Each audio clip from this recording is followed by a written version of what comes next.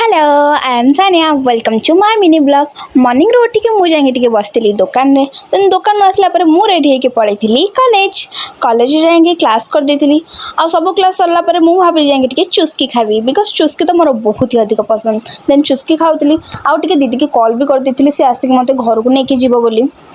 किसी टाइम पर दीदी भी आसी जाता आ रास्ते गला बेले से मतलब पचारा कि मिठा खाइब कि एत भल चान्स मु कौन मिस करती मुझे हाँ कहीदेली देन आम दी जन पलू श्रीगुरु मु खाई काजू कतली आ मिदाना लड्डू आ सी किसी अद्भुत ही खाई देन रास्ते आसला बेले मो सब ज्योति देखा जाता तो मुझे रही कथा होती आपको गाड़ी भी करी घर को आसला मात्रे मुझे बहुत खुशी बिकज मोर गोटे पार्सल आसी जाता